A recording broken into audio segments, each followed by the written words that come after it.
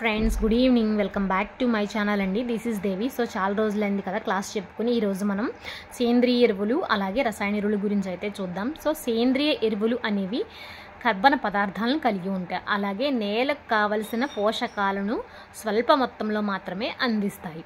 So వీటిని ఎలా తయారు చేస్తారంటే జంతువుల విసర్జక వ్యర్థాలు అలాగే కుళ్ళిపోయిన మొక్కల భాగాల ద్వారా వీటిని తయారు చేస్తాయి. అలాగే ఇవి ఇసుక నేలల్లో ఏం చేస్తాయంటే నీటి యొక్క నిలువ సామర్థ్యాన్ని పెంచుతాయి. ఇక బంకమట్టి నేలల్లో సేంద్రియ పదార్థాలను అధికంగా ఉన్న నీటిని తొలగించి నిలవకుండా చేస్తుంది. ఇక ఈ సేంద్రియ వ్యర్థాలను తయారు చేయడం అనేది రెండు రకాలుగా జరుగుతుంది. ఒకటి కంపోస్ట్, వర్మీ కంపోస్ట్, రెండవది పచ్చి రొట్టె ఎరువ. ఇక కంపోస్ట్, వర్మీ కంపోస్ట్కి వచ్చేటప్పటికి ఇవి పశువుల విసర్జక వ్యర్థాలు, అలాగే మురుగు వ్యర్థాలు, గృహ వ్యర్థాలు, జంతువుల వ్యర్థాలు, ఇలాంటి వాటిని అన్నింటినీ గుంటల్లో వేసి కుళ్ళింప చేయడం ద్వారా తయారు చేస్తారు. సో దీంట్లో పోషకాలు అనేవి చాలా ఎక్కువ సంఖ్యలో ఉంటాయి. దీనిలో వానపాములు ఉపయోగించడం కూడా జరుగుతుందండి కంపోస్ట్ తయారు చేయడం కోసం.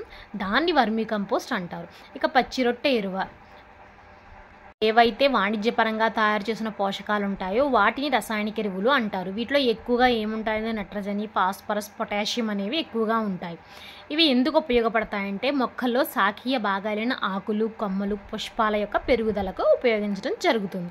అలాగే ఎరువులు సరియైన మోతాదులో సరియైన సమయంలో వాటి పూర్తి వినియోగానికి ముందు తర్వాత జాగ్రత్త తీసుకోవాలి. ఎందుకంటే ఎక్కువ నీరు పెట్టామంటే ఎరువులంతా కొట్టుకుపోవడం జరుగుతుంది. అందువల్ల మొక్కలు పూర్తిగా శోషించలేవు. ఎప్పుడైతే శోషించుకోలేవో పొల్యూషన్ అనేది జరుగుతుంది. సో చాలా జాగ్రత్తగా మనం కేర్ తీసుకోవాలి. ఎరువులను ఉపయోగించడం వల్ల కలిగే స్వల్పకాలిక ప్రయోజనాలు కూడా మనం తెలుసుకుని ఉండాలి.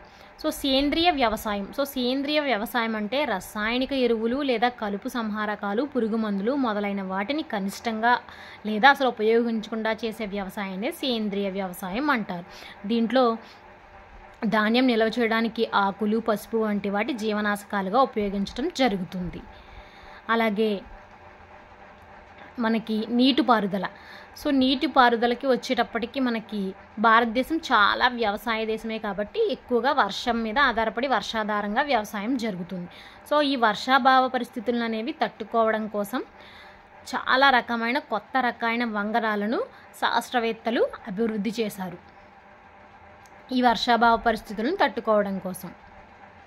అలాగే వీటితో పాటుగా భారతదేశం అనేక రకాల నీటి వనరులు ఉన్నాయి. అందులో కొన్ని ముఖ్యమైన నీటి వనరులు వచ్చేసి బావులు, కాలువలు, నదులు మరియు చెరువులు.